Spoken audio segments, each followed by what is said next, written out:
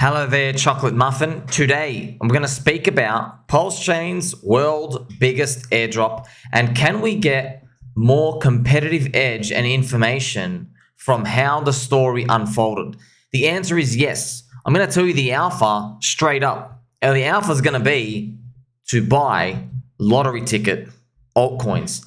Find communities and subcultures in there. And I've literally made video. I'm out here finding the sticky communities.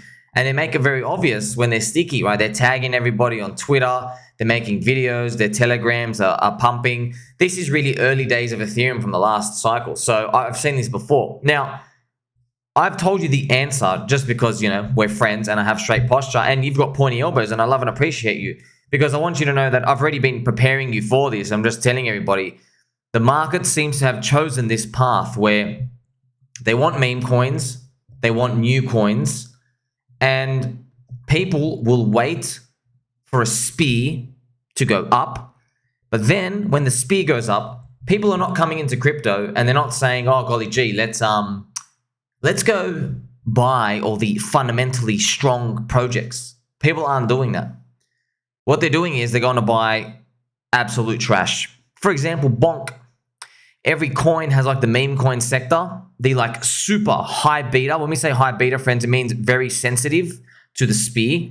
I will just say leverage because it is what it is. And you have to use the L word leverage because yes, if Bitcoin has 3 red monthly candles, then you've lost all your money. Pretty much you have a quote loss. So you need to be with a strong community. Okay, so I want to take you back though.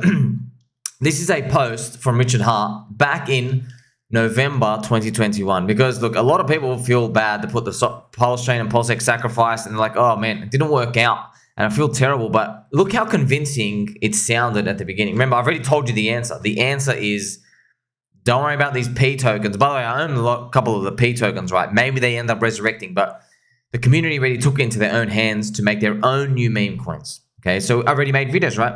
A Tropa, PDI, you got the teddy bear guys. You have HOA, the Hex Orange Andress. Okay, the Tang Gang there. You have Poor Pleb, which is ticker PP. Okay, you even have Icosa, which isn't even a meme coin, but it's like expansion pack for Hex. Okay, that's pretty much on the side, but let me continue.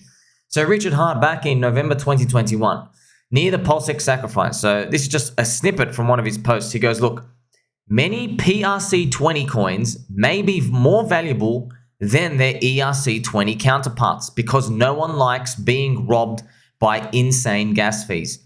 Since many tokens are totally broken on ETH right now and retain just their speculative trading features, the PRC20 is affordable to use again and trade. Remember, everybody got the world's biggest airdrop, which was just a copy-paste of the Ethereum token value as the P token. And through Hart's law, the theory was if you bond it together, then they will trade back and forth and then people will trade because if they see these things moving, so effectively, he was describing an analog oracle without leverage. So think about it, what I mean by that. Well, this was in 2021. He thought of this idea before GMX was created. Okay, so GMX basically was the real innovation. You see, friends, that's why these things are hard. GMX was a good invention. Okay, we can't knock them for anything, but it really took the industry forward. GMX is like an Oracle-based perpetual trading protocol, and a PulseChain project, Famous, right, forked it as well. So we have Buck. He ended up forking it because it works. And what you can do is leverage trade, right, on chain, decentralized, and it works perfectly. And that's what everyone wants, right? Everyone wants leverage. Now, why I described the original PulseChain world's biggest airdrop Thesis as like an analog oracle, it's like a super early beta version of GMX is because exactly what it is. So Richard's idea was like, hey, if we bond a liquidity thing together and you have, let's say, your real Chainlink and then the P Chainlink, the P version of Chainlink, okay?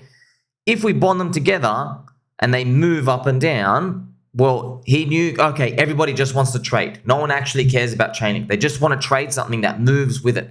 And it's cheap because if you want to buy Chainlink on chain, back then when he was posting it, he had to pay $200 for a swap. This is right before the bear market. This was posted at the top of the ball.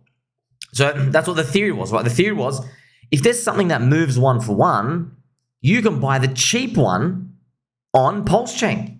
So let's say Chainlink, for example, let's say it was $20 and then you thought, okay, it's going to go to $25. Well, you don't have to buy it on Ethereum. Buy the one on PulseChain, and it doesn't matter what price it is. Maybe it's like $2.50, but it's moving in sync, 1-for-1. And you don't have to pay $200. It's cheaper to scalp and trade and play around. That's why it's an analog version. Now, this didn't work, as you get to see, okay? But just showing you, this is what the theory was back then. And also, there's some people saying that it could still play out. Look, maybe it can still play out, but Richard himself, he rugged all the yield farms, or whoever's in control of PulseX. The yield farms on PulseX all got deleted. So Pepe, Chainlink, the wrapped Bitcoin, they all got taken away. So it was basically almost like an admission, like, oh yeah, the thing's just not working. We're gonna have to do something else, okay? So look at his next post that he made back then as well, right after. He goes, PPPS, say you want to bet on the price of Uni on Ethereum, but it costs too much Ethereum for gas. Instead, you can buy PUni, right? Maybe their prices are correlated. Same code, same ticker, bonded by liquidity. What if Uniswap on Pulse goes higher on ETH? Innovation. So that's this type of marketing stuff. That's what drew everybody in. Now you know why, right? This was right before the PulseX sacrifice. So you wonder why. Like, don't feel ashamed or anything, friends. This is what happens, man. This is investing. Investing's tough. It's hard to go against the crowd. That's why I'm contrarian. That's why I'm literally unpopular at the bottoms, unpopular at the tops. I'm completely prepared for it, but that's the game. So you see this, it just sounds so convincing. Hey, the guy had a 10,000x coin. He's now saying this idea is going to work, right? Like, you don't want to bet against that, right? You wouldn't bet against Elon Musk, right? So that was the attitude going on then. You'd feel like an idiot if you didn't participate. So that's how it was able to raise 1.1 billion. That's why everybody got in at the top, and we like get crushed minus 85% from that day one sacrifice. Because if you had PulseX, you are owning the casino where all of this innovation was meant to take place. But it didn't happen, okay? So as I explain in my post that I've got here for you, right? So that's how it all started, okay? It sounded great at the time. You know, that we can continue, right? So the theory was, you know, as the Ethereum gas fees go up, people will trade on PulseChain and the tokens correlate. Instead, what we saw is today, now this is me describing to you what happened instead, because a lot of pieces of the puzzle, friends, that's why you like, subscribe, belly button, or highest value content in crypto. Today, right, there are popular GMX Forks on Arbitrum and everywhere else allowing leverage trading on all of those big pTokens done in the snapshot. So it's not the pTokens themselves, it's their versions. So for example, okay, remember GMX is on Arbitrum, layer 2, and they're very popular. They weren't around back in 2021. Only the insiders were able to get them at super low valuations and they're up on side like 950x for Arbitrum and 150x for late stage people, insiders in Arbitrum, okay? So let's just show you pictures, you know what I mean? Like, you can have a look at these. It's just, you know, just leverage trading. And this is exactly what it is. I'm using Bing right now. So it is, it's like a normal platform. You click through, you can see the tokens here listed. You know, you see, look, even have the old versions here, Chainlink, Uniswap, etc., etc. You can see, you know, the leverage slider, here it is. It's GMX, right? So as you can see, that took over. And there were no layer 2s, because basically, remember, back then, Ethereum was proof of work. Ethereum was proof of work, and Richard, he believed that proof of stake would never happen. That he thought, one of the talking points he was saying, this is another reason why a lot of people sacrificed a lot of money. He was very adamant. He said, they're never going to release proof of stake. They're going to take forever to do it. It's never going to happen, right? It was just, they were still on proof of work. And then they did do that. So that's why things had to get changed around. But now you can see, right, this was a spanner in the works. GMX getting released, and it was basically, you got to see why use an analog, slow, crappy version of the trading experience when you can go bridge over to Arbitrum instead. Because if you're going to bridge out from Ethereum, remember Arbitrum didn't exist back then. He thought, oh, I'm going to be like the de facto kind of a layer 2 and we're the cheap place. But then, you know, now Arbitrum exists and the GMX innovation. So the GMX innovation is there. You can put your money in and you have access to leverage, which is what everyone really wants. And now basically, I guess you could say, GMX is eating PulseX's lunch. That's what's been happening because, you know, you can get 10x leverage on that. Yeah, everybody gets wrecked. and all the fees go on. And by the way, we do have Famous, right? But we're talking about the whole Ethereum ecosystem. So yes, Famous is the PulseChain fork, PulseChain project who forked GMX. So, but that's just Hex, PulseX, and Pulse to be able to gamble on them, right? And put on the leverage positions. But we're talking about like ecosystem wide for all of crypto.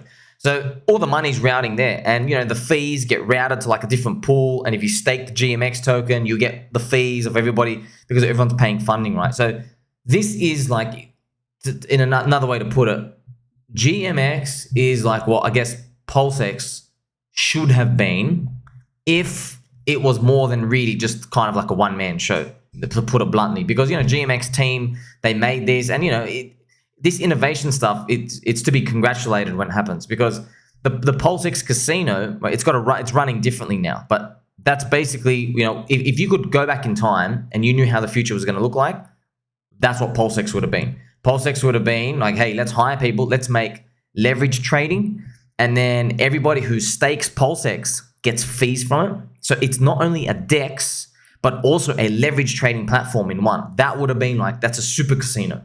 All right. So that was the first, obviously, issue when it comes to why we're not seeing the volume. So for example, today, I've made a post showing you Chainlink on Ethereum only does $800 of volume for 24 hours. Okay. So even though it's cheaper to trade, no one really cares. Okay. Now, the thing is, people were hoping that as Ethereum's fees get so high, $200 per swap, things change. But if Chainlink ecosystem wide, all of crypto is doing $600 million of volume a day, and only $800 is coming on PulseChain, you get to see one of the issues here, right? So as I remember, right, just to clarify, this moves on to the next point. So people want either leverage or a cycle one coin. Unfortunately, the world's biggest airdrop plan had none of that. Right, so it's just unfortunate, man. This crypto is risky, friends. We don't know. It sounded like he's a genius founder. It sounded like it was going to work, and it is what it is, right? But look, I'm just going to be brutally honest. If this was anyone else, I'm just pretending it's another ecosystem and remove the names and everything else. You'd call them a bit lazy. You would say, hey, you tried to copy paste something. It's lazy. There's no innovation. You didn't do anything new. And the market punishes you for that because you're doing something. It's like you're driving an old car. You don't even have an air conditioner in your car. It's just like it's an old analog fan. Okay, that's the environment we're dealing with. Now, as I said, there was two missing components, right? So there was still a chance though that it could have worked. Unfortunately, we missed on the second part too. Remember, people, not only do they want leverage, which PulseX doesn't have, of course, they now want cycle one coins with like a hyper ferocity aggressiveness. So most of the new volume and attention is given to cycle one coins and meme coins. These new coins did not get a snapshot in the PulseChain fork. So for example here, Ticker Bitcoin, which is the Harry Potter Obama, the hedgehog, the lipstick, schizophrenic guys. And there was also another narrative, Telegram trading bots. They were not around to be forked, and they all got volume and attention in 2023 after PulseChain launch. So after PulseChain launch, remember, we were lucky, kind of like Pepe was part of it, but it's not enough, friends. Remember, Pepe season's gone. Pepe's irrelevant now. Now, hopefully it comes back, but you got to see, right? Even with Pepe, PulseX, the yield farm still wasn't enough to take off. It still wasn't. And you can see this reflected in Richard's post. He kind of gets a bit angry towards the end of 2023 or towards the mid of the year. He's basically like telling people like anybody else want to like quit and do whatever. Like you can kind of see it in his language. He's starting to get frustrated because he realizes, damn, the idea doesn't work. We've got to go back to the drawing board and figure something else out, figure a new strategy. So you can see this right now. People want new cycle coins. And see, no one cares about Chainlink anymore. No one cares about Uni. They were popular last season, last cycle. They're like so irrelevant. So the exponential rise of all the poop coins popping up like mushrooms and new communities and subcultures, it's taken everybody by storm. And you can see this, right? For example, Coinbase had Base, their layer 2 chain, and then Bold got a lot of volume. And then the season went away. And now Solana moves, and now BONK, literally BONK gets to 1.2 billion valuation, and Dog with a Hat gets to $200 million market cap. You see, that's huge. Just to let you know, friends, right? This is serious business. BONK hitting 1.2 billion. That is bigger than Hex. Just to let you know. PulseX today is 350 million market cap. BONK hit 4 times its size. Just that meme coin. And PulseChain is 880 million market cap. So BONK hit 50% bigger than that. So BONK was bigger than both PulseChain and PulseX combined. One meme coin, one dog. So you can see how important it was not to miss the mark. And we did miss the mark, unfortunately. It is what it is, man. You just got to take it on the chin and you got to go back to the drawing board. You can't get everything perfect, but this is just the game. Crypto is really risky. So you see, it's very important to participate in any of these. So you couldn't give people the leverage and you couldn't give people the cycle 1 coins. By the way, if you asked me and had devs and all the power, screw the leverage, I say. Go to the on-chain stuff because people want. So if you ask people, what do they want more? Leverage or new cycle coins? And they had to pick, it's always new cycle coins. Now, you're probably figuring out what's the $1 trillion idea, wink, wink. It is finding an easy, decentralized way to give leverage to new cycle 1 coins. That's why if let's say, if I'll go back in time, friends, I never thought of this. I'm not a genius. I'm just a peanut brain. But if you gave me money today, you say, hey, I've got a dev, I've got teams. My friend saw me, I'm going to make a coin. Well, I'm never going to do it, friends. I don't have access to devs or anything. But what I will do is it would attach itself to a DEX and it would be an easy platform where if you launch a coin, you can provide liquidity for people to leverage trade against your coin. Okay, and it might be like a GMX type thing where you have an oracle, but it's all prone to manipulation at the start. It gets very tough, okay, because you got to figure out a lot of quirks. No one's done this. By the way, teams are doing this right now, but none of them really taken off because of critical mass. You know why? Because people want new coins so fast. We don't care about the leverage. Isn't that amazing? So if you could find a way to bootstrap it, that's the $1 trillion idea. Okay, so now you can see that's how we got to where we had today. Okay, now there is hope. Of course, there is hope, but I'm just letting you know. People always ask me oh, what we're going to do 120x. I go, look, man, I want us to do 120x. It's just that the way the market seems to be telling us, we're not just with people dumping and the prices being low. It's the market has said, look, evaluations aren't that crash hot because you're not hitting the mark with the product market fit. So if we wanted a 120x, which is what the crowd expects, that is a 300 billion valuation. In my eyes, you needed that. You needed a world's biggest airdrop campaign to be right on the mark. You couldn't have missed. And now that we did miss, I guess we just have to accept lower, right? It is what it is. So you get to see it yourself. So I don't really care. You can say higher and higher all you want, but look around, friends. You don't need to talk so much because people talk with their wallets and you can see the prices. You don't need me to tell you the truth like that, right? Now, here's the thing, right? The community. Here's the positive part. The positive part is the community have taken things into their own hands in response. The PulseChain community went and made their own projects and meme coins. Remember I told you, so the new meme coins just kept popping up. It started with PDI, right? Because it's the new cycle 1, but P derivative, and then everything else, right? So you have a Tropa, PDI, Orange Coin, HOA, Poor Pleb, Teddy Bear, and many others, friends. Richard's only brother, all these other ones. Everyone just having fun and stuff. And it was frowned upon at the start. But the truth is, I've got to say it, this is the product market fit. That's it. You saw it with Solana. You saw it with Ethereum as well. The Spear coin goes up, and then people demand new culture meme coins gambling straight away on chain. That's what they want. They're not buying the GMX. Now, GMX is great to use, but they're not actually buying it and throwing themselves at these leverage because these established leverage things are from traders, all right, and they're constantly trying to fight with themselves. But at the end of the day, they're from old cycle stuff. They're not exciting and new and sexy, okay? Also reminds me a bit of end of time stuff. Everybody's just chasing more and more exponentially new degenerate things as we hit up the cycle. So where to from here? Well, obviously, hopefully, PulseChain, PulseX, right? Both of them, the prices keep continuing, and Hex as well, as the Ethereum costs rise tremendously. So you do have a product market fit, I guess, when Ethereum's too expensive, but you just got to be brutally honest, right? There's 24 layer 2 chains launching for Ethereum. Arbitrum and Optimism are out. Ethereum is proof of stake. You have all these chains out. Everybody has a low cost. So that's why it's important that there are 68 streamers, 140 content creators. There's 13,000 daily active users. Yes, it's not zero. You know what I mean? There's still people here participating. There's memes and culture. They're adding value to the ecosystem. And so when I went on this discovery and I started to see the picture, I now can put it for you in a nice story. I have absolutely no issues throwing lottery tickets everywhere. You know what I mean? Before, I didn't want to say the names because I just didn't know how 2023 is going to play out. But now you guys are figuring it out too.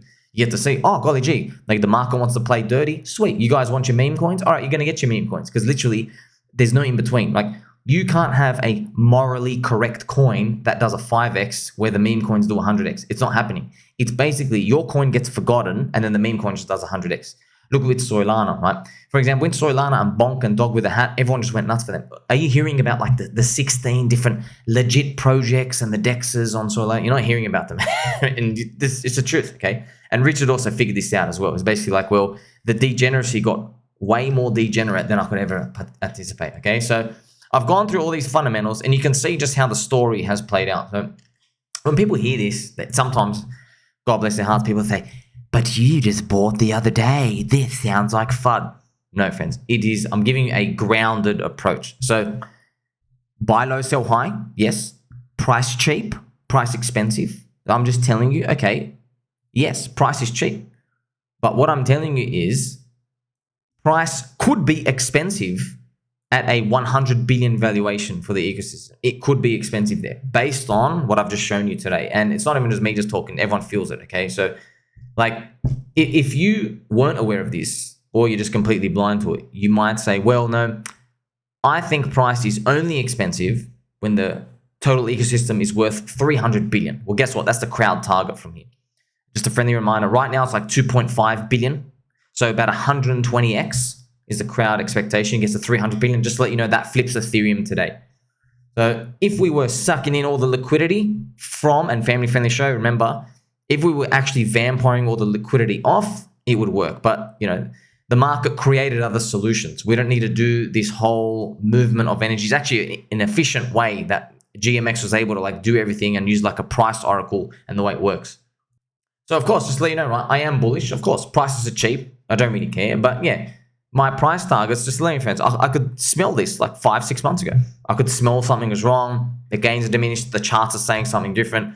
The charts said all these. You don't actually need to know all these. What I've done is obviously a very nice, elegant way of putting the story together and all the thesis, but you can tell, right? You look at the charts and you take, okay, coins that drop this much, their chances of going back to the all-time high, there's certain odds that change about that, and the ecosystem needing to move, and also you had 3 coins in 2021 all stop at 100 billion valuation, Cardano, BNB, and XRP, roughly around there, like all 3 of them. So if you just look at the charts, you don't need to know all this story. But what I've done is I've just painted a picture for you. So good thing is, right, you can roll over and accept this and just like say, well, I accept defeat. Or you can go, well, let's see what the market really wants. The market wants new cycle 1 coins, degenerate stuff. And it is what it is, right? That's why I've done things like I've accommodated to this. This is what I've done. Not financial advice. You're literally speaking to a guy wearing a little bull moon hat. Okay, little cow moon bull hat, right? Now, firstly, I've overweighted my bullets into Pulse and PulseX versus Hex. That's because they're cycle 1 coins. All right, sweet. Market 1, cycle 1 coin. Nice. And you guys are more deflationary than Hex. Okay, sweet. And also more lottery tickets, okay, into the ecosystem. The goal is to buy cheap against Pulse, to play around with that. So it's almost like a bittersweet ending to how this chapter closes, right? I mean, but I know what everybody wanted, right? You guys don't care about forming subcultures on PulseChain. You all wanted, so did Richard. Richard really wanted this more than everything. He wanted to take over crypto. He wanted the vampire, literally his words, wanted the vampire attack Ethereum, bring all the liquidity over, and we will be like a big part of the future. Unfortunately now, chains have popped up like mushrooms, left, right, and center everywhere. All you have is just to say that you're cheaper. So here's the thing though, right? I'm fully open. If there's a strategy brought out which is pulling a rabbit out of the hat and I can see a future for it that he can devise, sweet. You can get me to raise my targets and get everyone to raise their targets. But so far, you're dealing with corrupt SEC stuff. You're dealing with these legal issues, right? Is there a strategy to do that besides just praying that Ethereum's gas fees go $500 and make people come in, right? You never know. Now, I'm just going to throw you one example here. No expectations, who knows? But he could do some cute stuff, right? For example, he could pump the living shit out of ink. Literally. Just make ink go so high And you might say, oh, but don't a lot of people own it? Well, thank you to Mr. Brissology that told me, pretty much rumored, someone who may or may not be a duck bridged in a lot of wrapped Bitcoin. I don't know how much it was, maybe 10 or 20,000 wrapped Bitcoin, and started like soaking up all the ink for him or herself or itself. So if he knows, or the duck knows, a lot of people who own the ink, they can pump it themselves, knowing that you're not going to just be giving infinite money to weak hands. And you're probably wondering, like, what's the whole point of pumping the ink? I'm not saying to buy ink. Please, I'm not saying that. I'm just telling you that's how it would start. Why? It's because for marketing, if ink pumps on the PulseX yield farms, which everybody looks at, okay, on the PulseX yield farms, friends, which is this page here, you see these percentages? They could be like 10 times higher. And you could literally market to everybody in crypto, hey, you want DeFi? This is giving you 300%.